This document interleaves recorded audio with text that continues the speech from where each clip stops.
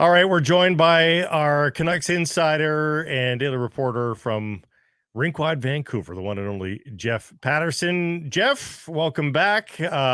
Fabulous weekend, I hope, and it was punctuated by a Vancouver Canucks win, a nice tidy one, although I don't even know that is top of mind for Canucks fans right now, given some of the drama at practice on Sunday. Yeah, a lot of the weekend was spent at Rogers Arena, the game on Saturday night, and then it was a season ticket holder event on Sunday. I think quite often the Sundays are days off for the players, but you got to do what you got to do to keep the season ticket members happy. So pretty good crowd on hand, actually, to watch the Canucks do their thing. And yeah, surprise guest, if you will, with the return of Dakota Joshua. So that's some good news for the Vancouver Canucks. He's not going to play tonight, but the fact that he's back around the group, he is wearing a non-contact jersey, but still a big step in his progression to getting back in there. Maybe by the end of the homestand, we'll see.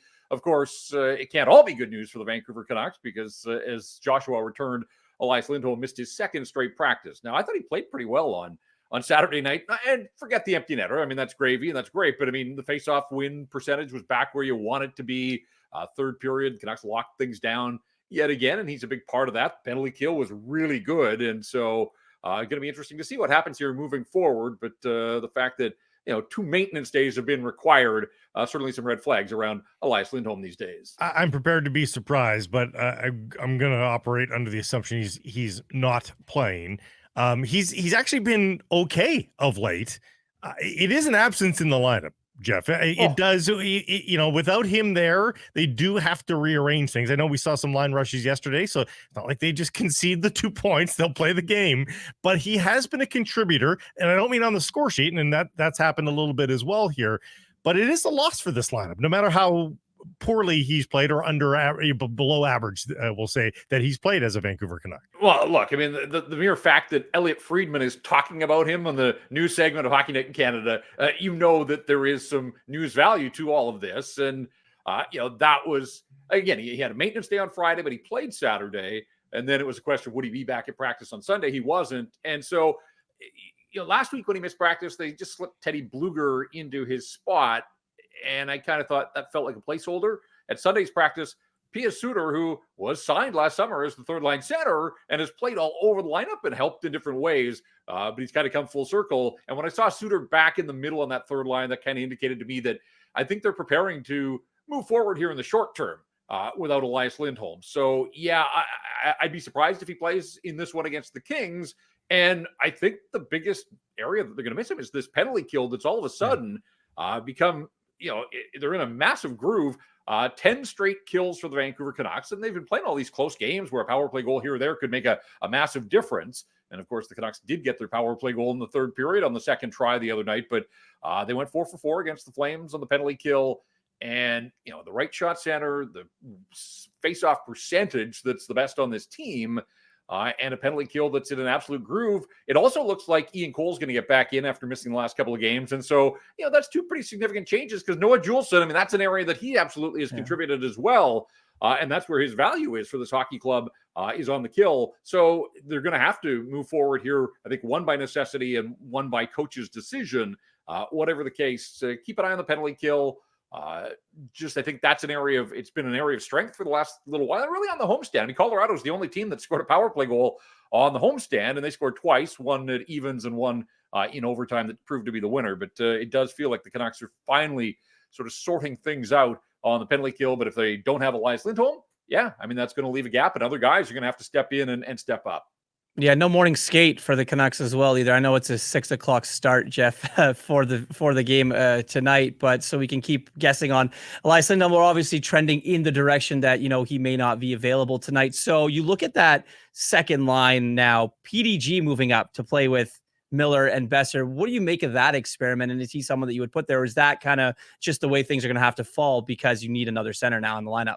Well, this comes back to this discussion that it feels like we've had every day since the trade deadline, and that is one forward short, right? So you move Pia Suter from wing to center, and now all of a sudden you got to have somebody play on that line. And it does sort of feel like we've come full circle to the way they started the season with Suter as the third line center, PDG up on that line with Brock Besser and JT Miller. Look, you know what you're getting from Phil Giuseppe. You're going to get an honest effort, getting on the forecheck against this Kings team too that gives you nothing. I actually don't mind based on this opponent, I think DeGiuseppe can play a role in getting in, being disruptive, and hopefully get some pucks and get them to Besser and Miller to do their thing. But we know that, in a perfect world, Phil DeGiuseppe isn't a top 6 forward. He wasn't at the start of the season. People had concerns then. I think those same concerns exist now. So this is the issue with the Vancouver Canucks, who made their moves early, but struck out at the trade deadline. The depth of this team, you take one player out of the mix and all of a sudden you can see some areas of weakness. Now, we've heard about committees all season long from Rick Tocchet and his coaching staff. And look, their committees are pretty solid when you look at the star power they possess, but you start to move players around. Tocchet talked about that after practice yesterday and just said, like, some of this is trying to create internal competition, that Phil DeGiuseppe may not be the ideal guy to play on the wing with Besser and Miller, but he's given him that opportunity. If it doesn't happen for him, he knows that there are other, like a guy like Podkolzin perhaps will get a look there and has played at times with JT Miller over his brief time in the National Hockey League. So it's PDG in this one. And again, based on an opponent that is stingy and physical, I don't mind that. But over the long haul, I hope that, well, first of all, you hope that Lindholm can get healthy and get back in there and do his thing. And then it gives the Canucks some options elsewhere in the lineup. So let's see how it goes in this one. But wouldn't surprise me if on Thursday against Dallas, they come back and they have a different configuration and some new looks once again. You mentioned Vasily Podkolzin. How much has he done to make Rick Tocchet's life a little more difficult when looking at his lineup as to guys that he needs to maybe take out of it? Yeah, I mean, he's hitting everything that moves right now. He leads the Canucks in hits, in his time. What's he played, 7 games now? Or I think maybe it's 9 games. Yeah. Whatever the case, he leads the Canucks in hits during that spell. So the offense hasn't been there. He did pick up an assist the other night, a second assist. But again, I don't think you're banking on him and counting on him to produce scoring at some point. Again, a 10th overall draft pick. You want to think that there can and should be a bottom line. But in the here and now, I think for him, it's just being about being disruptive. And he's done a nice job of that. And, he's had some opportunities, hasn't shown much finish yet, still hasn't scored in this stint in the National Hockey League. But this is a guy that did score 14 as a rookie, so he knows where the net is. But yeah, I think he's done everything the coaches have wanted from him. Rick Tocchet has often talked about, this team doesn't have a ton of guys that win their board battles as much as he wants. And last week he was saying, even if those guys, and he didn't name names, but, even guys could just be 5 or 10% better in some of their board battles, that's going to go a long way. Well, Podkolzin's one of the guys, Höglander, obviously, some of these younger players that are doing the things that Tocchet wants. And I thought it was fascinating the other day at practice, probably 15 minutes before the actual group started, there was Tocchet out with Podkolzin, sort of that one-on-one coaching that we see a lot from Rick here throughout the season. And he was working on just that, on how to, spin off a board battle so that you're not just engaging, but you're coming up with a puck and then, able to break it out in your own zone. So, it's fascinating to watch. I mean, Tocchet at his heart is a teacher. Yes, he's the head coach, but he absolutely seems to love spending those sessions on the ice where he can work with guys one-on-one. And so, Podkolzin's here. He's in the NHL. He's playing every night, but he's still a work in progress. And Tocchet knows that, and he's doing his best to try to mold this guy into the player that he wants him to become. He's on a career best possession, in terms of Corsi numbers. He gets offensive zone faceoffs, so like he's put in a position to succeed. But he's 54 Corsi 4 percentage right now. I mean, he's keeping the puck away from the net. He's an even guy in terms of on ice goals for and against. And his PDO is below 100, so he's not getting necessarily the top amount of luck either. Which brings me to my question: let's say Dakota Joshua was healthy for tonight's game, which does not include Lindholm.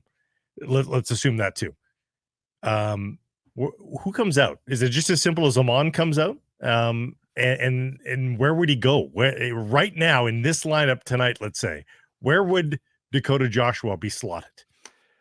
I wish I had an answer for you because look, Garland, Höglander, and Paterson have found something. It's working. Right. So as much as Garland and Joshua were part of that best third line in hockey for a long stretch, I don't think in the short term that the Canucks, especially if you're going to have a guy like PDG in your top 6, I think you need that Paterson line running. And look, Höglander was terrific the other night. And as much as guys like Garland and Höglander getting a chance to play with Paterson, it does feel like those players have been able to produce something that was lacking in Elias Paterson here for far too long since the All-Star break. So it's been a nice fit there. I do wonder if he's kind of slot Dakota Joshua back into a third line role.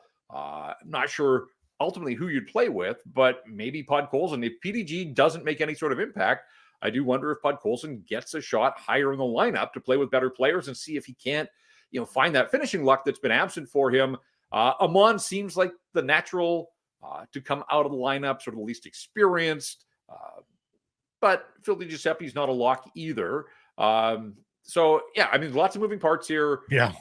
And I think we're going to have to get used to that as we watch the Vancouver Canucks down these final 11 games and even into the playoffs. Like, it wouldn't surprise me, not so much based on poor performances, but just Rick Tocchet trying to keep fresh legs in the lineup, using everybody. I mean, I think he trusts the guys that he has, his forward group here. So if Amon comes out, I don't know that it's necessarily that we never see Nils Amon again. And, good for him. He scored the other night, but he's not really in the lineup to score. I think it's going to be fascinating to watch against the Kings here because as much as I said Pia Suter is the third line center, at practice, he was with Podkolzin and Amon. I mean, you got two pretty young, inexperienced guys against a veteran-laden, deep Los Angeles team. I wonder if Bluger with Mikheyev and Lafferty isn't really the third line and that those younger guys, if it's a tight game in the third period, we saw Podkolzin get some shifts the other night against Calgary. That was encouraging.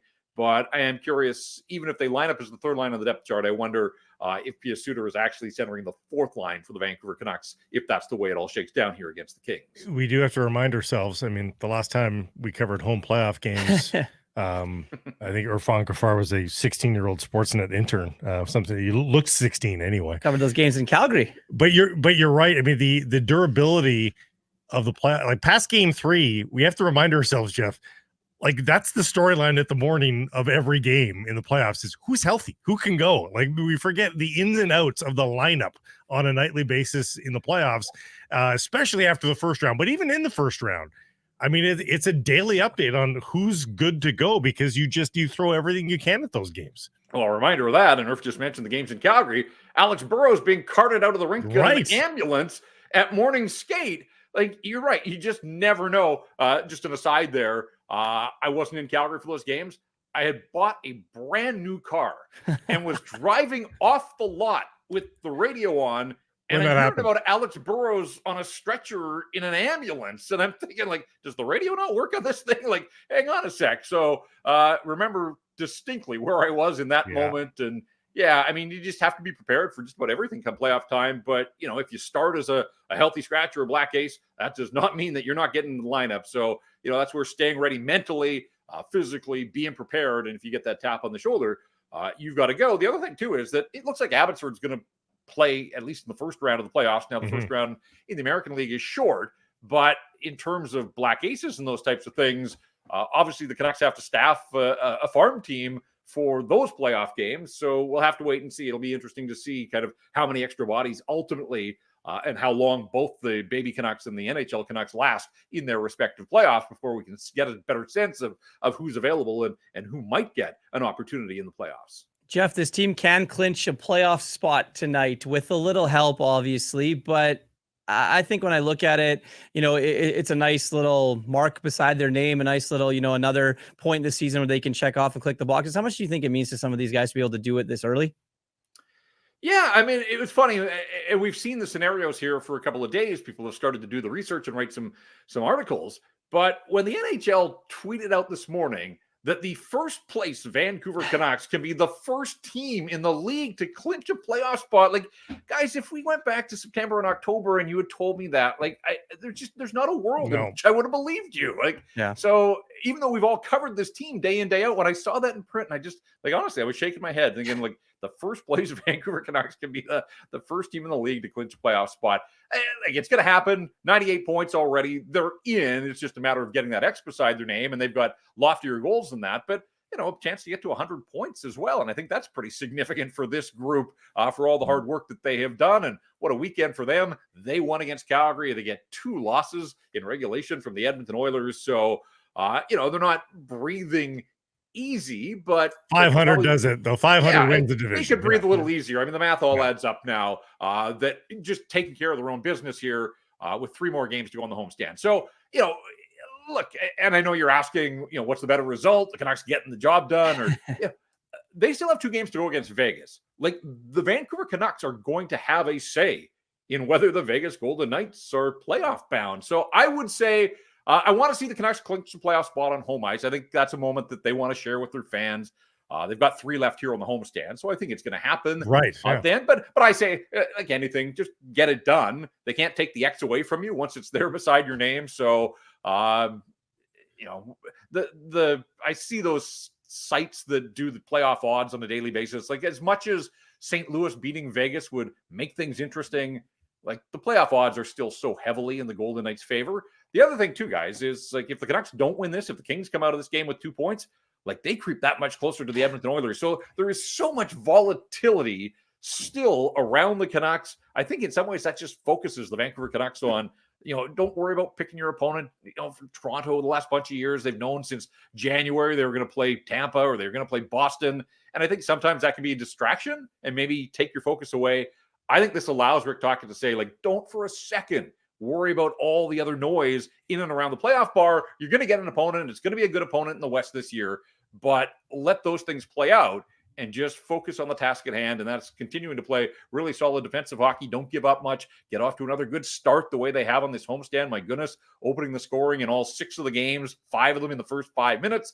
Let's see if they can replicate that and get a jump on the LA Kings, who have opened the scoring in the first 2 meetings of the season. Obviously, the Kings were full value for their win here, 5-1, a couple of weeks ago. But I do think the Canucks, and I asked a few of them yesterday after practice, I think they feel that they sorted something out at Crypto.com in how to break down that 1-3-1 and that passive defense. And so I think the Canucks are probably going to want to apply the lessons learned in a 2-1 overtime win against the Kings and do more of that here tonight. The defensive pairings, are you buying that Hronek's got his own pair? Are you buying what we saw yesterday, or is that just let's see what happens? I am, and again, I think it's somewhat opponent dictated here. Interesting. Like, the Kings don't have the superstar, but I can't remember this late in the season a team that has 3 guys tied for the team scoring lead. They've got Kopitar, Kempe, and Fiala, all with 62 points. So there is this real balance, and Trevor Moore is their leading goal scorer. So, a different name there. I think this is sort of to counter that a little bit and try to put some size on the different pairs, because the Kings are physical when they get in the forecheck. So look, generally coaches play the way they practice. And there's nothing to say that they can't go back to Hughes and Hronek at any point in this game. I would expect at some stages you probably do see those two paired together. But yes, I am believing that the way that they lined up at practice on Sunday is probably the way that they're going to start this hockey game. And Ian Cole drawing back in after 2 games, whether it was injury related or load management or a combination of both. I don't think you want to leave a veteran sitting there for too long. So, another case where Noah Juulsen didn't do anything to deserve to come out of the lineup, but I think this was just a matter of wanting to get the veteran Ian Cole back in there so that he wasn't sitting for too long. Jonathan Lekkerimaki reported to be coming to town for the next 8 to 10 days, maybe to pay some visit here in Vancouver and hang out with, obviously the team and management and coaching staff. What do you think their plan is with him? Yeah, asked the team yesterday for any sort of position on, the report that's out there, any kind of update, and just nothing. Nobody's saying anything around Lekkerimaki and his arrival. So, I'm certainly not going to dispute the reports that he's on his way here. But in terms of when he touches down, there was a question, would he go to Abbotsford? Would he come to Vancouver? Abbotsford, if I'm not mistaken, is out on the road and staying out on the road for a while here. So I would think that at the very least, this is an opportunity to bring him in, just get him around a team that is moving in the right direction, headed to the playoffs, get a feel for the rink, because the last couple of years when Lekkerimäki's come to development camp, there's been renovations in the summertime around Rogers Arena. So I don't know how much time he's even spent in that building, because those camps were held out at UBC. So I think it's just familiarizing himself. He's got this little gap in his schedule before he goes back to Sweden to get ready for the World Championship. So I don't think there's any harm in bringing him in, but, it will be interesting to see sort of how prominent he is, how often, he's made available to the media. I certainly hope we get an opportunity to talk to him and find out a little bit about, his season and his plans here in the short term, but also moving forward. So we'll have to wait and see on that. But yeah, no official comment or even confirmation from the hockey club itself. I'm putting us all on the spot here. I don't think there's anything CBA related that prevents him from practicing with the team, does there? I mean, if you can put your e-bugs out there and your practice goalies out there, presumably he's allowed to be on the ice. Would you practice him? Would you just show him what Canucks practice looks like? Is there value for that for Lekkerimaki? Well, I think at the very least you'd work him out with your skills coaches. Yeah. Like I think that this isn't a holiday. He's not coming to do like house grind and it's a business trip. The sky gondola and whatever else. Like there's lots to do here, obviously in springtime. But I would think that he's bringing a hockey bag full of equipment, and so at the very least. But yeah, I mean, you're right. I don't think that there's anything that prevents him from taking part in a workout. But you got to keep in mind too, like this is all business for the Canucks in their final 10 games in their approach to the playoffs. So having an extra body out there, you had one in Dakota Joshua, but that's all about, getting him reimmersed in this group. So I'm not sure that I would see him taking part in a full practice, but I could see him getting a couple of workouts in with the Canucks skills coaches. And we've got the double days off between games before Dallas and then between Dallas and Anaheim. Are we assuming those are day off and practice days? They're not going to do double practices, are they? I'm pretty sure that Tuesday is a day off. They have been skating straight through from whenever. I think last Wednesday was their last day off, and then between games and practices. So I am fully expecting Tuesday. I see that Rogers Arena has concerts the next couple of nights, so I think that probably makes the decision that much easier as well to take Tuesday off. Wednesday, they're probably out at UBC, and then get ready for the Dallas Stars, and that's not going to be easy, and neither will the LA Kings. And then, they wrap up the homestand against Anaheim on Sunday afternoon, Easter Sunday. The Ducks play in Edmonton on Saturday afternoon, so they're getting an Anaheim team that's coming in here on the back half of back-to-backs. Who knows what they look like by then, but certainly that feels like a game that the Vancouver Canucks just take care of business before you head back out on the road. So, I think there'll be a couple of practices, but with the early start on Sunday, there won't be a morning skate there. So, I could see 2 days off and 2 practices here sort of over the course of the remainder of the week. And then we'll see. For me, if they can go 2 for 3 on the homestand, everybody would love them to go 3 for 3 and, finish up 7-1-1. But if there's a blip in there, I still think a 6-2-1 homestand at this time of the year, absolutely an overwhelming success in terms of doing what they had to do to fend off this charging Oilers team that has hit a little bit of a skid right now. So take them one at a time. If they get this one tonight, then that obviously sets them up to have a really successful week here. But the Kings have not been easy to play against, and we'll see what they look like this evening. Jeff, thank you for this. Appreciate it. Hopefully we get a good one. 6 o'clock start. You don't be late. Make sure you're not late for the rink. And we will talk to you later on in the week. Well, we like the 6 o'clock start, though, because that allows us to get cracking on Rink Wide a little bit earlier and get that out at an earlier hour. And by the way, 500th episode of Rink Wide Vancouver. Wow. So little milestone. And maybe on clinching night. Wouldn't that be fun? Yeah, and the 100-point night as well. So lots going on. Thanks, we'll document it. Whatever happens, we'll be there Rink Wide later on this evening. Hey, everybody. If you're enjoying what you're seeing here, then follow along with Sekeres and Price on YouTube. I promise more content coming. The kids call it subscribe on YouTube. Well, how about liking it? Do that as well. Smash it right now.